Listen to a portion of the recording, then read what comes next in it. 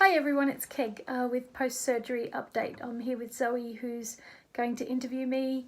That was her random hand there saying hello, as part of her school project. So what question?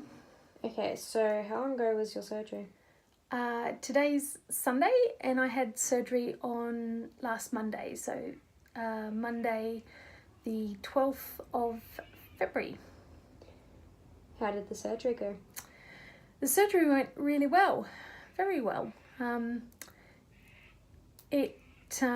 anticipated to be in so much more pain than what I was in, and much more nauseous than what I've felt. I guess everybody's different at the end of the day, but the YouTube videos I'd watched and the research I'd done sort of all explained that it would be lots of pain, you'd be on painkillers, all of that sort of stuff. And I just wasn't. I wasn't in pain and I wasn't on painkillers. The most I had in the 3-night stay in hospital was Panadol. And I've stopped. I haven't had any since I came home. So I had 3 nights in hospital. So I came home on the Thursday morning. In terms of nausea, I vomited maybe twice. So I don't like feeling nauseous. I'd rather feel pain than nausea. But one of those times I threw up, I was just incredibly tired from the first night. I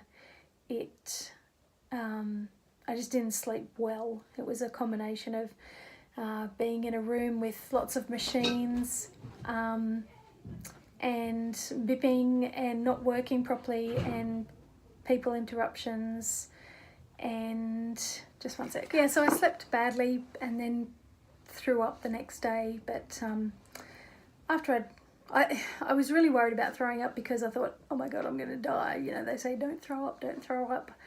But it didn't hurt. I wasn't throwing anything up, that was all. So, but less than a minute and it had passed. So that was good. I made sure that I walked a hell of a lot in hospital. That was more advice that I'd received. Walk. It's a bit annoying having to drag your drip around and everything like that, but I just walked up and down the ward as much as I could, and sucked on a lot of ice because my mouth was just so dry, absolutely just bone dry, to the extent that my family came to visit me and I started talking and I couldn't speak properly because my mouth was so dry. Anyway, then I started to get used to sleeping a little bit, upright and all the rest. And I guess the first 24 hours they monitor you more closely. Next 24 hours, I got a great night's sleep, which was great. And I had slept a lot during the day, just with the effects of the anaesthetic. Got to about day 3, I started to notice a bit of swelling in my left hand, which is where the cannula was. And I guess I was just retaining fluids from all the fluids and medicines they were pumping into me. But that was okay. That wasn't too bad. The surgeon came and visited me every day in the morning and said I was a champion. Yay! That made me feel really good. He's very happy with my progress, and I wasn't giving him any hassle or anything like that, so I felt a bit like the star. Then it got to day 4 and he said, you're well enough to go home for sure. So that was really good. But the funny thing was, I decided to weigh myself before I left the hospital. So when I went in on Monday morning, I weighed 106 kilos. And when I weighed myself on Thursday morning, just before I came out, I weighed 112.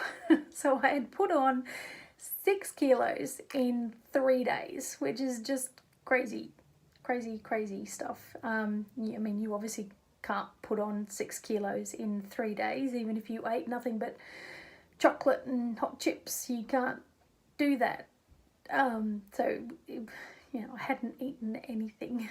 It was just water, fluid, retention, gas, everything. So yeah, since it's now Sunday, so since Thursday morning when I came out of hospital till now, I've actually lost that 6 kilos. So I've gone up 6 and down 6 in less than a week. Just showing that everybody's different. Yeah, and you do get a lot of fluid retention. My hand swelled up so bad with that 6 kilos, and my cankles. But my hand, the character Fat Bastard out of The Spy Who Shagged Me, I had fat bastard hands. They were just terrible. But anyway, gone down now. I just have normal fat hands now. Sorry? Okay, so what type of liquids have you been drinking? Okay, so the important thing with this stage of after the surgery is to make sure that you have lots of fluids. It's a fluid diet for 2 weeks. That's what my surgeon recommends. So I've been really comfortable having water. I know a lot of people struggle with water afterwards, but I was a big water drinker beforehand, so I like to think that helped. So I'm happy having a lot of water. I just constantly walk around with a water bottle and take sips.